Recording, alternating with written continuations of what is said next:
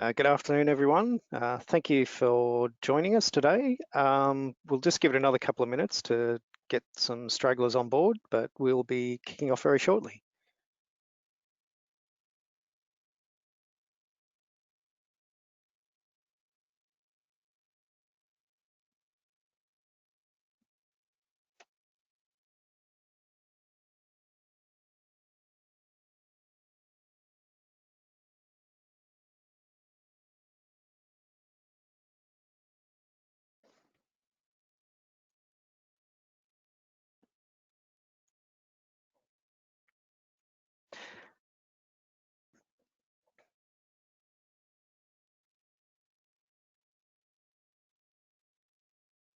Hi, Peter. While we are waiting, is this webinar going to be recorded? Going to be recorded for the audience?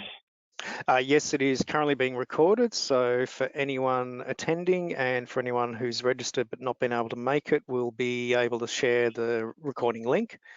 And that will be available to everyone who's on the broadcast, as well as anyone who's registered, and they can share it with anyone they feel fit to.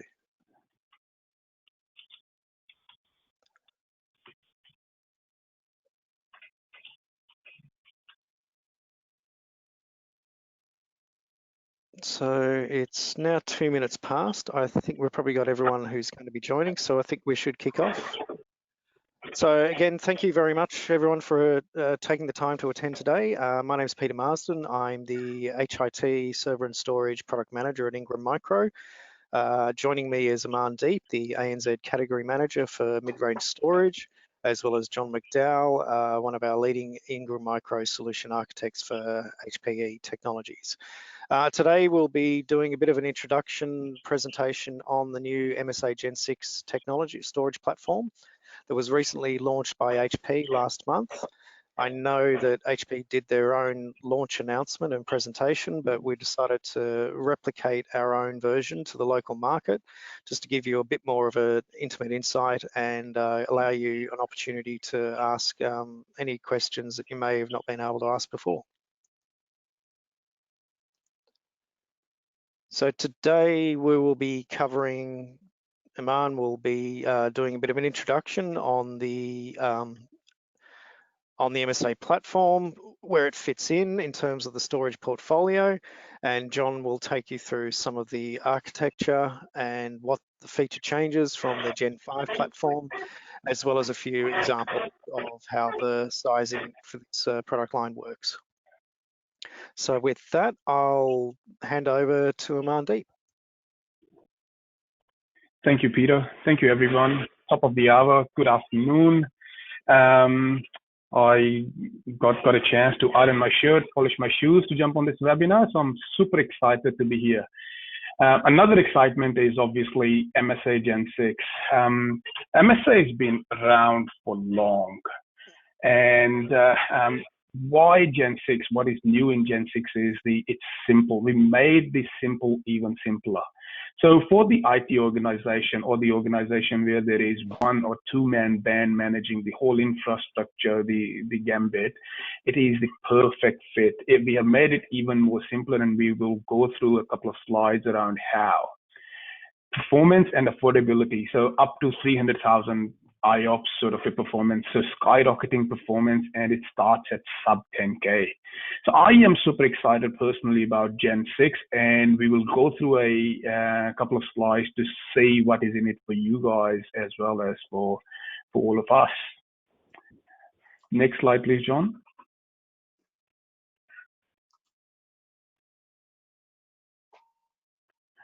So market opportunity. I wanted to take you through the market opportunity and,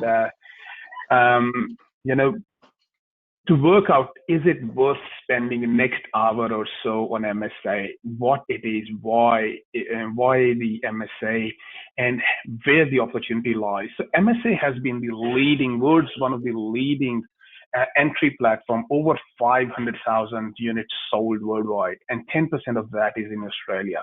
So huge install base. Which is the lowest hanging fruit as well. So from an install base point of view, where the opportunity lies is servers, if I touch base on the Pro lines, it's gold standard in the server ecosystem.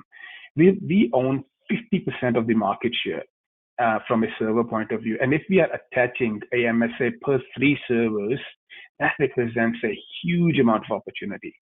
The second bit is MSA install base. So all the MSAs that have been sold in last 3 to 5 years, they're up for refresh. All the Gen 4s and Gen 5s, they are up for grabs now. So that presents thousands of customers which are ready to move from a refresh point of view. Next one, please, John. From an opportunity identification point of view, what are the keywords that you guys should be looking when talking to the customer? If customer is going on a CCTV implementation and needs a shared storage, MSA is the king of that. If you're working on a 2+ server opportunities, or your customer has a couple of servers with hard drives into the servers, it makes sense to get that storage out to a shared platform and give the peace of mind that enterprise reliability from storage point of view. Another opportunity would be a small VMware farm. If the customer is looking at 20, 30, 40 VMs in an infrastructure point of view, MSA is a perfect fit. As I said, as we discussed, it scales up to 300,000 IOPS.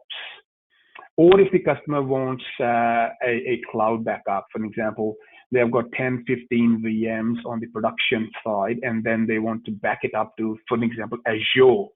And then if the production side dies, they can run up all their VMs into the Azure or the other hyperscalers.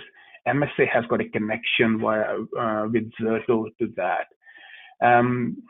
Tighter budget and direct connect shared storage. Customer can't invest into the switching part of the infrastructure, and they want something simple, something easier to manage, a couple of servers and connecting an MSA directly.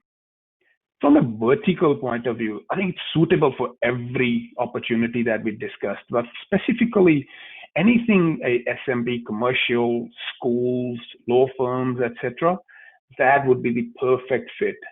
The biggest install base we have from a branch deployment is one of the transport customer. 80+ of their offices, remote offices, have got MSA installed in there.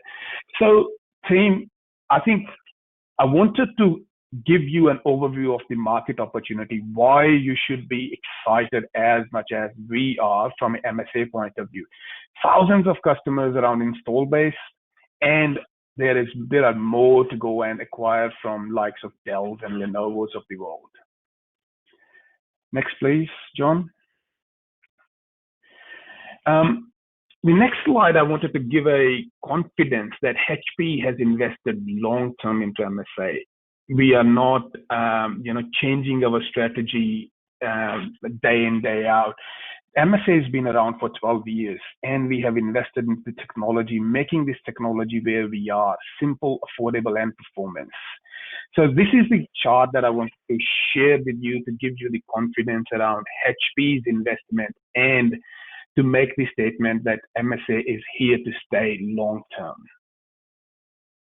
Next slide, please, John. So what's new in MSA? There are key killer features which none of the entry segment would have. These are some of the features listed. But what it means to you, John, if you click and build the slide, please. So what it means to you, I'm not going to point out all of these and steal John's thunder, but I'll discuss a few like automated tiering, which is automated tiering was already there in Gen 5 as well, but we made it even more faster and real time. So what it means to your customers is better performance at even cheaper price. So cost and performance affordability are the king from a MSA Gen 6 point of view. Another one is the DP Plus RAID. So it's a technical feature we added, which helps to eliminate the idle HDD spares, which means more return on investment, more TCO discussion, and minimize the downtime. If your hard drive is failed, we can rebuild that hard drive 25 times faster, which helps the businesses out of the risk faster. Last but not least, I wanted to touch is around new controller architecture. Completely different architecture from Gen 5 to Gen 6, giving us faster resources so that it's future-proof. If we want to bring in newer technologies of the world to these controllers are future-proof now. Next slide, please, John. So the features that we discussed, these are the competitive advantages we have. So where does it all fit in from a single slide point of view? It's a rock solid storage for SMB, whether be it's virtualization, if the customer's on a virtualization journey, or some of the remote offices around ERP databases, CRMs, or as we discussed, CCTV installation, MSA is the king. The integration with cloud data protection around Zerto and Azure is at par. It's so really good that customers have production and DR all sorted with within one architecture.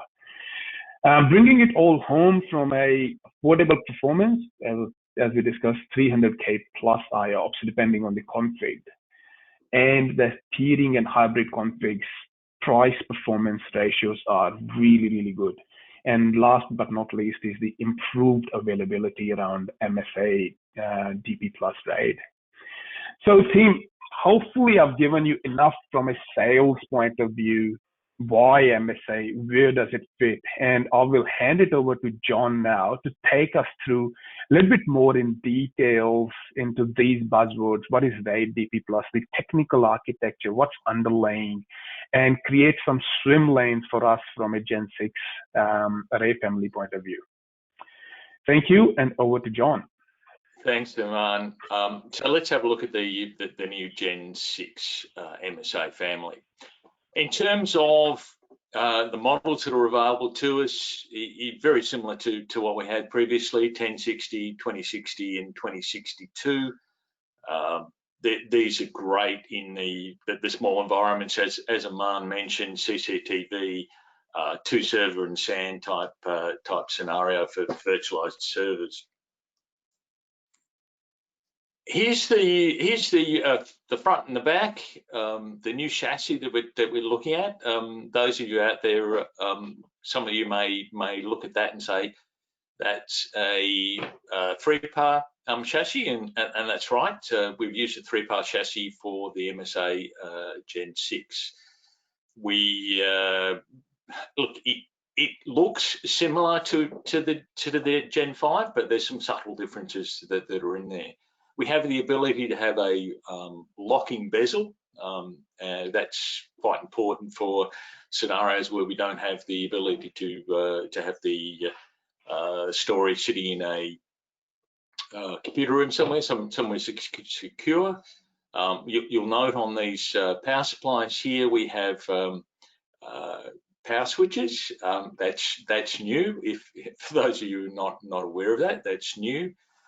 2 controllers as per previous, and just a quick look at the front of the large form factor and small form factor drive enclosures. You'll note from just about everything here is new. So when we're talking about upgrading to the new MSA Gen 6, because absolutely everything is different, the array controllers, the power supplies, the drive modules, the bezels, disk enclosures, absolutely everything is new. There is now no longer the opportunity to do a data in place upgrade.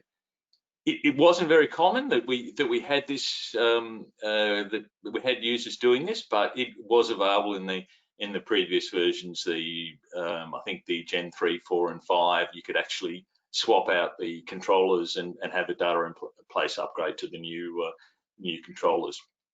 Not available here, so it's a matter of doing a backup restore or a remote snap replication, which we'll talk about a little bit further on, or the tools that come with VMware or Hyper-V to do the storage vMotion. Okay, let's get on to the actual arrays, the different models that are here. 1060, as per 1050, 3 different SKUs for fiber channel, iSCSI, and SAS. Note here that we're talking about 16 gig fiber channel. That's auto negotiated between 8 and 16 gig. 1/10 gig iSCSI, that's auto negotiating as well. And you'll note that the 2 ports per controller are RJ45, so it's 10 gig base T, and of course 12 gig SAS. I'll talk about the SAS as we go forward, and the fan art cable that's available there. But just to note here, the 1060, like the 1050, will support up to 3 disk enclosures. Note though, the head unit is only available in small form factor drive situation. So if you need large form factor drives, you have to start off with a small form factor head unit and then get the large form factor enclosures. John, sorry to interrupt for a sec. Sorry to everyone. I did forget to ask, if you have any questions, there is a chat window. Please feel free to ask as we go. We will, of course, allow the opportunity for questions a bit later. But yeah, if anything comes to mind, no need to hold back. You can raise it as we go. So sorry, John. Oh, that's all right. I just noticed you asked, can we interrupt for a second? I just ignored it. Okay, so 1060 is a great, absolutely fantastic unit, and this, the fan art cable that is now available to us, it makes it even better, because what this do is turn one of the SAS ports on the controller into 2. So we have the opportunity here to have 4 servers directly connected via 12 gig SAS redundantly to the 1060. That really makes it a very cheap way of connecting 4 servers directly into a 1060. But please note that if you are thinking, if you have any thought whatsoever that you will move from, say, 2 servers to 3 servers or 4 servers in the future, then get the fan art cable and implement the array with the fan art cable up front, because if you want to implement it later, it does incur some downtime. Just to note. As I mentioned, no large form factor head unit.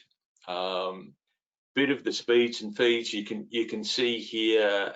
If we're talking about the head unit, small form factor, and 36 large form factor drives, 633 terabytes. That's a pretty good amount of storage, and we're looking at 145,000 IOs per second, 6.6 gigabytes per second throughput. So it's a decent performer. It's no slouch. It will depend on the actual configuration of what's in there in terms of solid state drives and the like, but that's the performance that's available to us. Okay, looking at the 2060. So a lot of you would have been familiar with the 2050 and how it had the converged controllers. There is now no converged controllers. The chipset that was being used it is now no longer available. So again, like the 1060, we had 3 separate SKUs. In fact, we have 6 separate SKUs looking at large form factor and small form factor for the type of connectivity. So 16 gig fiber channel, 10 gig iSCSI, and 12 gig SAS. The obvious difference between the 1060 and the 2060 is that the 2060 has 4 ports per controller. Again, the 16 gig is auto negotiating at 8 to 16. The iSCSI, however, is optical. It is not RJ45. Therefore, it is 10 gig iSCSI. It does not auto negotiate down to 1 gig. There is some talk of 10 gig base T. I'm not sure whether that's going to be a different controller or whether we're talking about transceivers, but I'll wait and see what happens there. You'll note here that the 2060 and of course the 2062 supports up to 9 additional enclosures. So 240 small form factor drives, again, pretty impressive. 2062, so the 2062 now has 1.92 terabyte solid state drive, so a pair of those rather than the 800 gig that the 2052 had. And of course, it does have the advanced data services license in there as well. And like the previous 3 separate SKUs or 6 SKUs, depending on the size of the drives. A bit of the speeds and feeds. So, as I mentioned, the fact that we have head unit plus 9 enclosures, 240 small form factor drives. Interesting, we now have larger solid state drives than we do have spinning disks. So the SSD only scenario, we can have up to, well, pretty close to a petabyte of storage with SSDs and 2 petabytes of storage with large form factor drives. And the performance we're talking about, again, depending on the configuration, 325 IOs per second, 13.1 gigabytes per second throughput. So it is very decent performance there.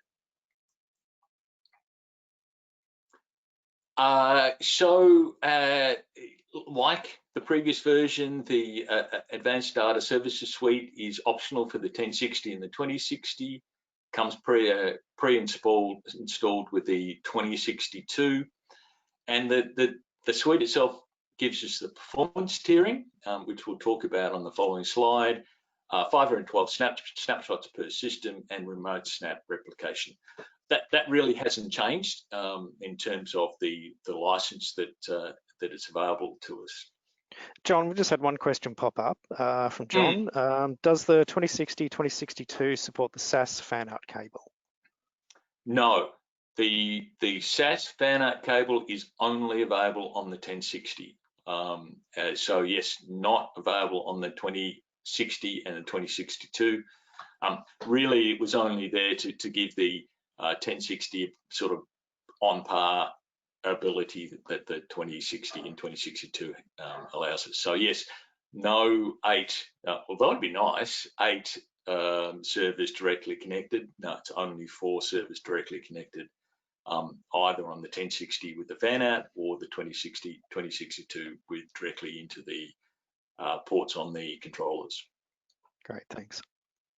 So let's look at the licensing now. In the past, there has been some questions about what does the performance tiering licensing, or when do we need to actually have that license in there? So it is pretty straightforward.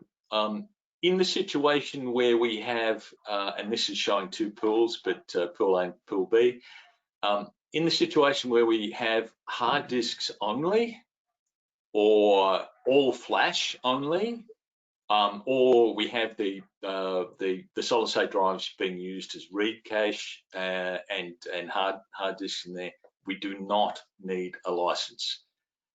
It's only when we look under there where we have more than one tier. So if we have performance tier, the solid state drives and the hard disks, or we have, and I've never seen this actually happen, where we've got performance tier in pool A and our hard disks in pool B. But in the case that we have more than one tier of disk in our enclosure, then we do need to have that license. then of course you can always just buy the 2062 and never have that situation because you'll always have that license. So a couple of quick notes around the disk groups and the pools. So this would be a fairly common scenario in the 2050, so the previous generation of the MSAs, where we'd have a couple of solid state drives in there. We'd do RAID 1 on those. We have a few 10K, 15K SAS disks, and we put them as RAID 5. And we'd have the slower 7.2K disks, and we put them as RAID 6 and have them as the archive tier. Something is very important to note: you do not have the ability to choose where your disks go in terms of which tier. The array itself, once it knows that there's a solid state drive in there, it will put it in the performance tier, or depending on the scenario, as read cache. If it's a 10K, 15K drive, it will go into the setup as a standard tier, and the slower 7.2K drives will be archive tier. You have no control over that. That's how it happens. In the case of the RAID groups here, they're all protected, except of course for the read cache. And we'll talk about DP plus shortly.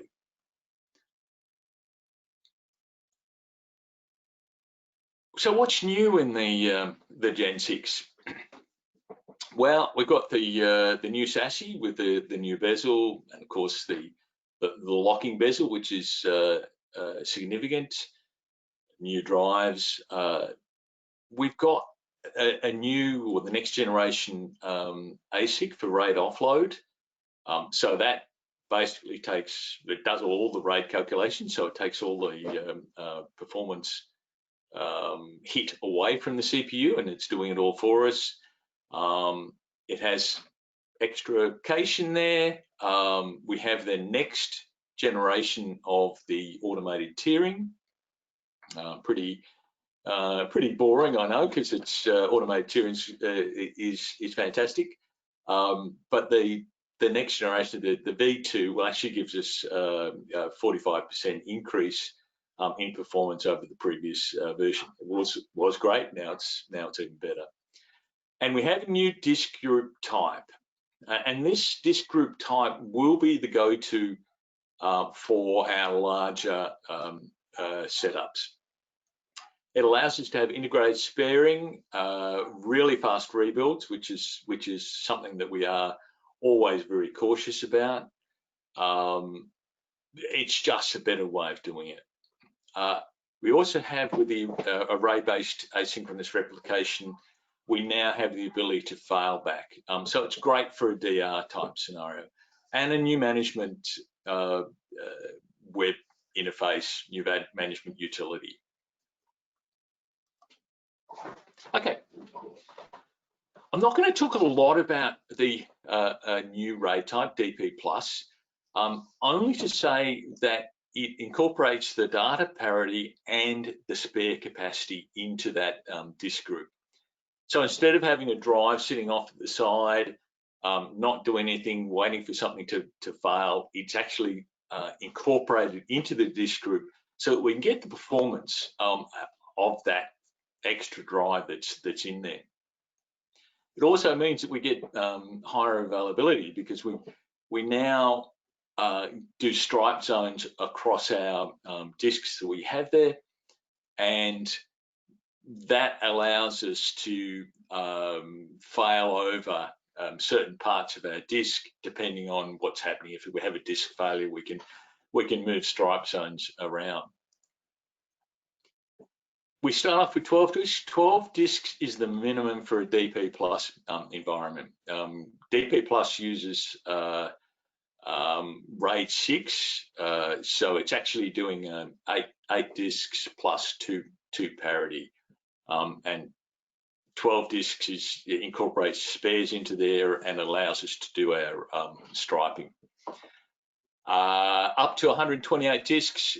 Those of you who are familiar with the 2050, and in fact for this as well, if we're talking about a standard RAID, RAID 5 or RAID 6, 16 drives is the maximum in each of those. So having the ability to have 128 disks into one disk group does mean that it will be, as I said, the go-to for the larger environments. And we do move our rebuild time from days into hours. And this little this table here gives us some indication of this. We can move from 2 drives failed to back up and running in 2 hours, depending on scenario.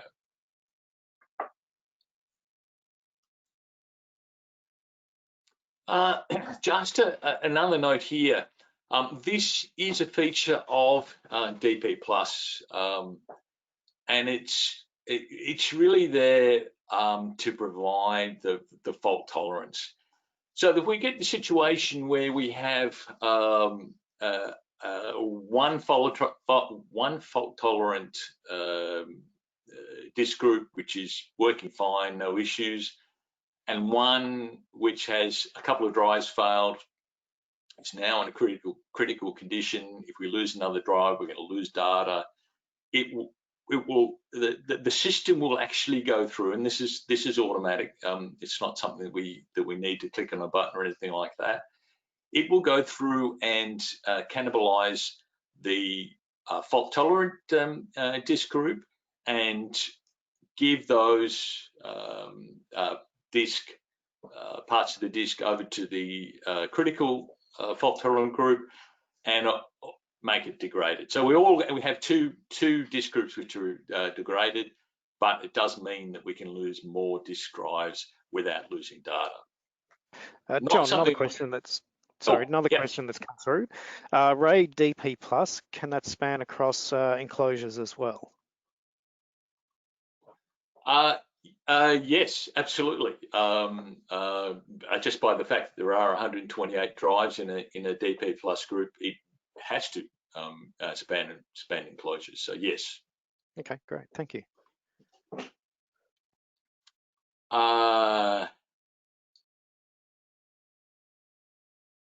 Yes. Okay. Automated tiering now. This is under what's new. There isn't a lot of new stuff with the automated tiering. This is version 2, so it actually works better than it did with the previous version. And for those of you that are not familiar with the automated tiering, all it does is it'll detect which bits of the disk is being used more and move them into the performance tier. So sitting in standard tier, spinning away, and standard tier is spinning disk. We start doing our end of month reporting, and all of a sudden we're hitting that disk more than we were previously, and it will move it up into the performance tier so that we're getting the solid state drive performance. And this is actually how we get those fantastic performance figures, the 300,000 IOs per second. It's having that solid state drive there and having the hot parts of that disk being moved up. This is something that is always on. It's not something that we turn off on and off. If we've got a pool where we have performance tier and standard tier, or more than one tier in there, then the automated tiering will kick in and move our hot parts of the drive into the performance tier, and our less used parts of the drive into archive tier. So at any one time, the data that's more valuable to us will be sitting on the fastest drive, I guess is a good way of looking at it. This actually happens, the page movements actually happen every 5 seconds. So it is almost real time, not quite, almost real time. And contrast this to the tiering that's available to us on other storage arrays. Generally speaking, it is not real time.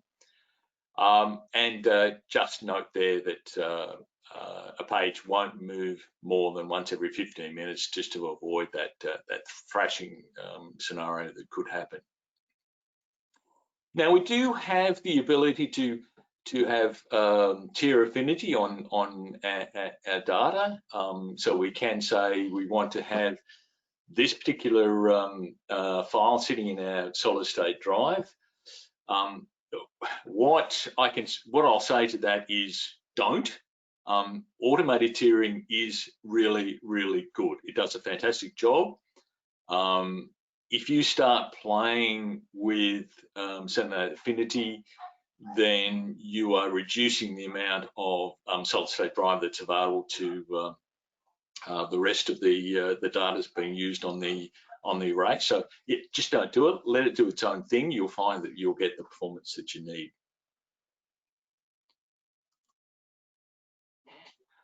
I'm not too sure there'll be too many of you out there that are excited about having DC power, but obviously if you're putting these arrays into telecom cabinets or alike, the DC power is quite useful.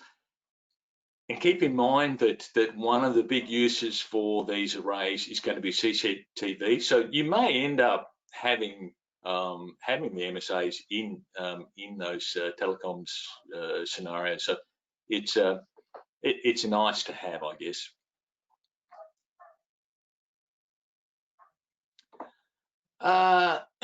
So remote snap replication.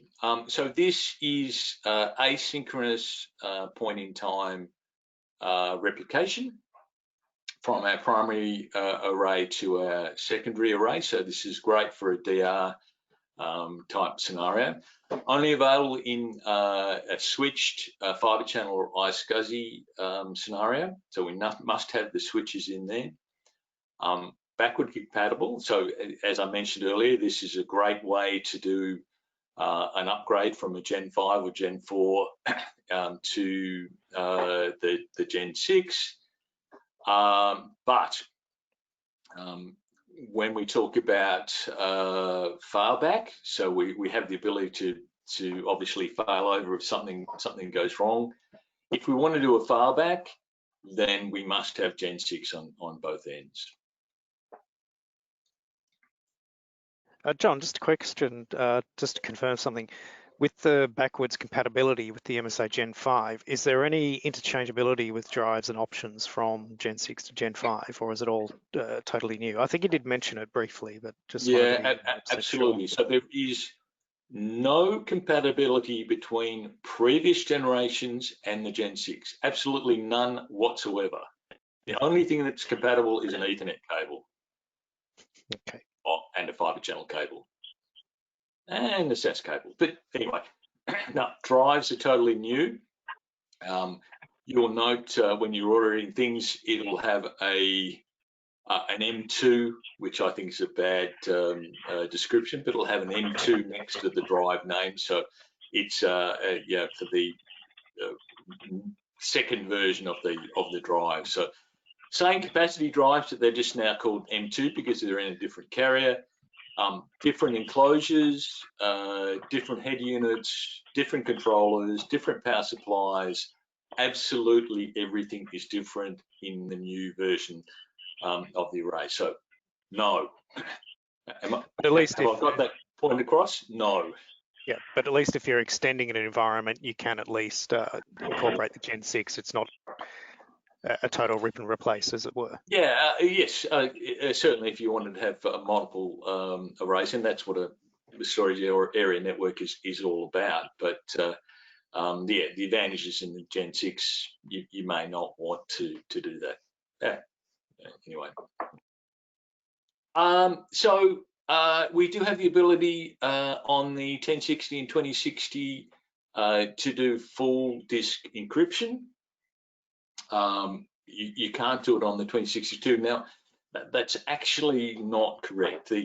because the drives that come with the 2062, the 1.92 terabyte solid state drives are non-encrypting drives, you actually have to have every drive in the array being encrypting, an encrypting drive. So if you ripped out the two 1.992 terabyte drives and replaced them with encrypting drives, then you could actually do full disencryption in a 2062. But generally speaking, 1060 and 2060 only.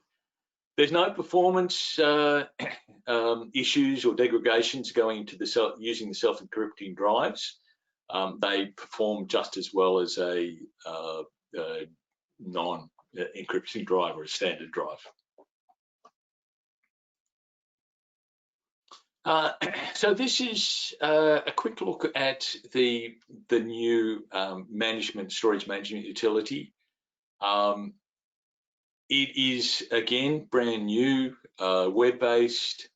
Some of the things that make it great. It has a better out-of-box experience, which we'll mention a bit later. This is probably the real killer, the automated learning of new and recommended firmware, which it just helps us a hell of a lot in terms of looking at what's going on. So if we the thing that basically what it gives us is an alert to tell us that we are running on old firmware. It will then let us click on a link inside the management utility to download that firmware, so we're not getting the wrong thing. And it'll let us implement that firmware, or in fact, let us roll back if we find some issues with that firmware. And it'll actually let us store that firmware locally. So it's a great new feature. The other thing that we've got here is a far more polished out-of-box experience. So this will guide us through the actual taking the array out of the box, setting it up, and getting it to the point that we can actually start using it.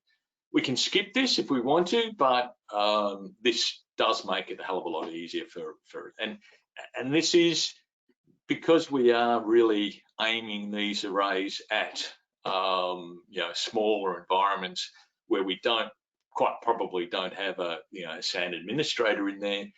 This is a great tool.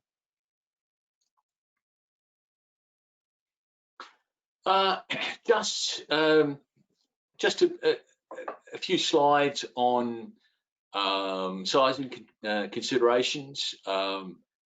If we've got more than one tier in there, and I always encourage you to have auto tiering on with these arrays, we should be looking at the solid state drive sitting there with probably 10% or higher, 10 to 20% of our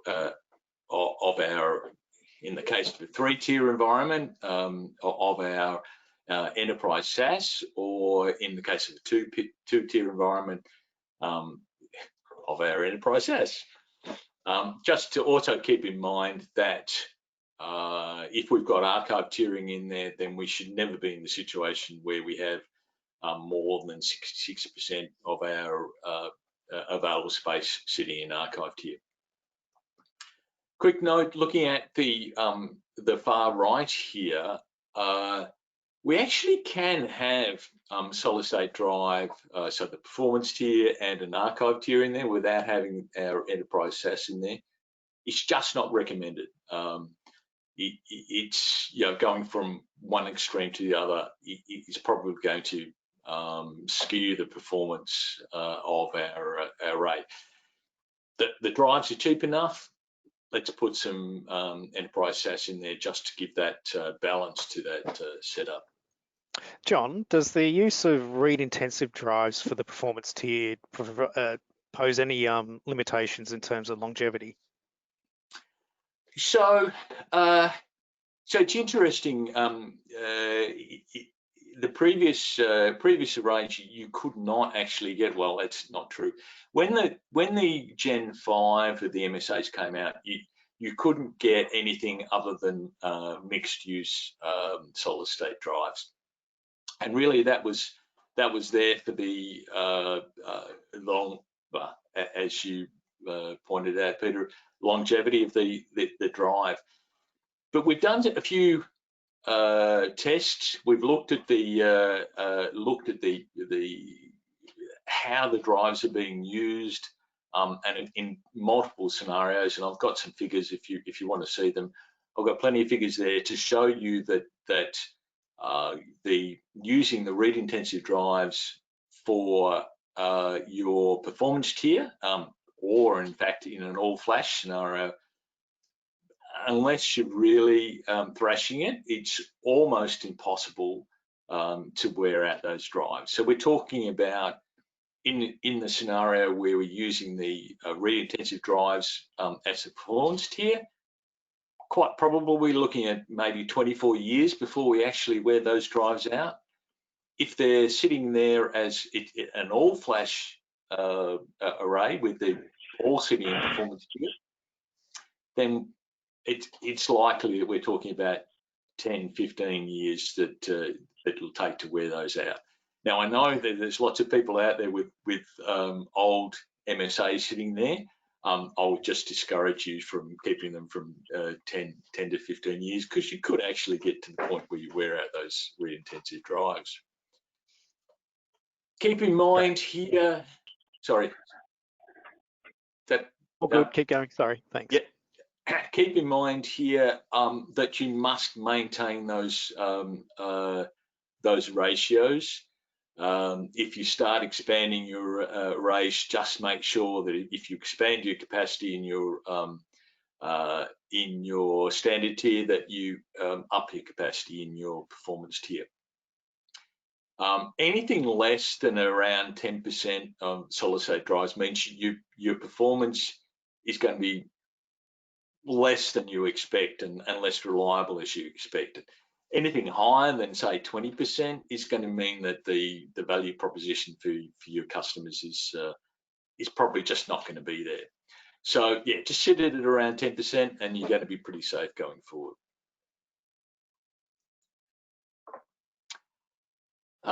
Okay, so let's have a look at a couple of quick sizing examples. And this is using a spreadsheet tool that's been made available to us. It is not, I guess it's not the most user-friendly, and it is an interim tool that we're using until the new Ninja tool comes out, and the MSA Gen 6 will be the first that goes into the new Ninja tool. So my advice is talk to your solution architects at Ingram about sizing, and this tool is just really showing us the flash ratio in terms of which tier has what capacity, and it's giving us an idea of dollars per terabyte, US dollars, of course, but it gives us some idea of that. Now, I'm sure most of you are aware that the MSA has always been an active. The controllers have been active, but not everybody used that. Use the active. In fact, most people use an active passive scenario. So you can use it in either way. There are some benefits, one to the other, but you will get great performance either way you go. In this particular example, we have a pair of the 1.92 solid state drives as our performance tier, and we're using 1.8 terabyte drives, and we've got 18 of those, giving us our standard tier. We're using DP Plus there, and we're using 2 drives as spare capacity in that scenario. In this scenario, we're using both pools. Now, if we use both pools, that's using both controllers, active, then we will, by definition, double our performance. So if you need that performance and you can utilize two separate pools of data, then great. Then let's go down this path. Again, we're using 1.92 terabyte solid-state drives in our performance tier. We're using a pair of them. Yeah, note that we're, it says RAID 10 here. Obviously, with 2 drives, it means it's RAID 1. What was I going to say? What was, oh, yes. So we would generally never use DP Plus on our solid-state drives. We just don't need it. They are reliable enough. They will give us the performance without having to worry about rebuild times and the like. So yeah, and in terms of cost, it's better value just to use a simple RAID 1 or RAID 5 or whatever we're going to do for our performance tier. In our standard tier, 2 spares, we're using DP Plus, 15 drives, and you can see that we've got 87% of capacity sitting in our standard tier.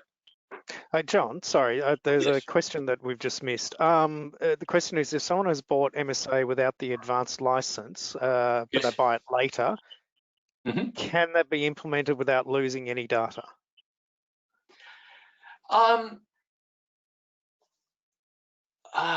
Good question. So you would be adding the performance tier into your pool. Yeah, so you should be able to do that. Yes, you should be able to add the performance tier, the solid state drive into your pool. If you only had 10K, 15K drives sitting in there, then as I mentioned, because the automated tiering engine is always on, the fact that we've added the performance tier into our pool, then it should start actually using that performance tier with our automated tiering. So yes, it should be doing, should be possible. But of course, we would always recommend this is the catch. We would always recommend that you back up your array before you do that. And I think, Peter, on top of that, if the customer is looking to repurpose the SSDs and they didn't have the ADS license, they would have data on that those SSDs. So they would have to get that data out and then, as John said, take it back up and do all the sensible things. But if you just hit the click, that is going to wipe out your SSDs because there is existing data on SSD if it's a different pool. Yeah, that's a good point. Thanks, Aman. You could have a pool of solid state drives without any 10K in there. So yes, in that case, you would be using them in a RAID 1 or RAID 5 scenario. So yeah, there would be data sitting on it.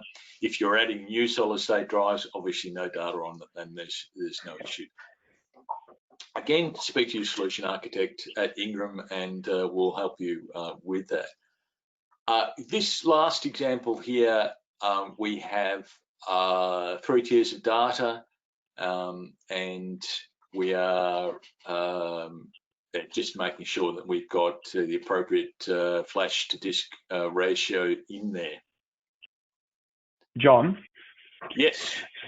So is it fair to say that if we need performance, have 2 pools connected to each of the controller? If you need a active passive environment, create 1 pool, and then in case of controller failure, you will have 100% of the performance. Yes, that is fair to say.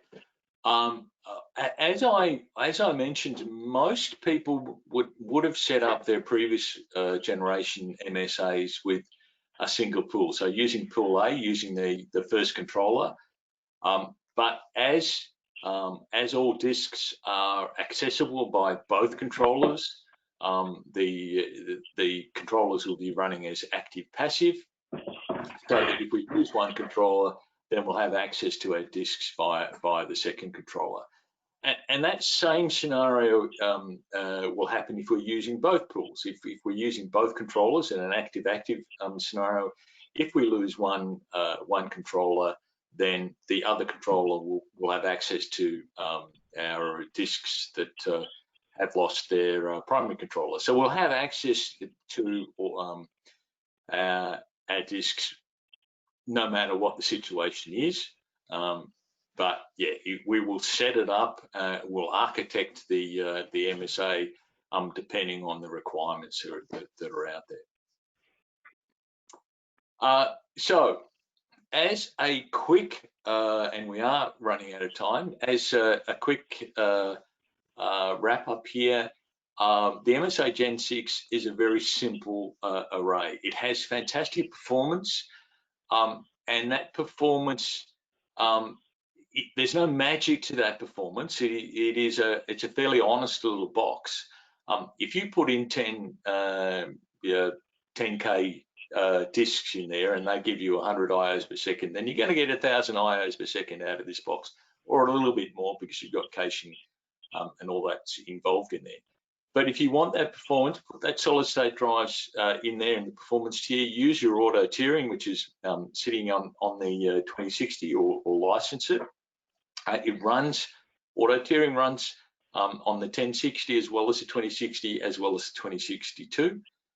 So you will then get your amazing performance with at a very low cost. I'll let Peter wrap up. Look, great. Thank you, John. And thank you, Aman, for your content and for your input. Just very quickly, I wouldn't be doing my job if I didn't spruik why Ingram Micro. Look, as you can see, we've got a great relationship with HP. I've had the pleasure of working with them before in the past, and it's been great for me to come back and work with such a world-leading vendor, and working with great people like Aman and other people in the storage and compute and general business. And also, we're here to help you as partners to increase your profit by, while removing costs, with the fact that we've got qualified BPSAs like John, you've got product specialists and product management people like myself, and sales specialists to help you with specific deals, and a wide sales team and quote desk team as well. As I mentioned, we've got 4 qualified solution architects who can help you with builds, provide qualified information, and they cover all our storage technologies, server technologies, as well as Aruba as well. With our programs, we do have at times availability for marketing support for silver and business partners. We can also assist partner base with their certification or enablement. If you need help with end user engagement because you're limited with your own bandwidth, that's again, our specialists are all here to help support you. Project support, again, very strong, experienced product management team across all our technology pillars. Sales specialists, and amongst all of us, we've probably got too many years of experience that we'd probably showing our age a bit too much, unfortunately. But yeah, no, we've all been doing this a long time. We all love what we do. And again, we can also help you to tap into some of the HP rewards and other incentives and offers that are available from HP as well. So we're here to help. Don't be shy calling us. We'll send out our contact details after this. Yep, and again, just to highlight, our sales specialist, Keith Chan, who's based in Sydney, covers the northern region for New South Wales, Queensland and the Northern Territory. I'll make sure that you get his contact details for any sales opportunities. Don't hesitate to contact Keith. And Nadia Vanali is based in Melbourne. Again, she covers the southern region, being Victoria, Tasmania, South Australia, WA. Again, great experienced people who can really help you negotiate the minefield of HP and get the best value for you and best solution and best pricing for you. Myself as the service storage manager, and as well, we do have an incentive out in the market which is running till the 30th of October. It covers all the storage platforms. I'll make sure everyone on the list of attendees receives that communication directly. and it does include some specific pricing around the MSA Gen6. We have some preset bundles of 1060 and I think 2060 arrays with hard drives, as well as some other local bundles that Aman has put together, which are available through deal registration and opportunity registration. So I guess we're up to time. So again, just thank you everyone for making the time to attend. I know it's always a challenge with all the events people are being asked to do. But anyway, it's been great to have you on, and we hope to see you next time. Thank you, everyone.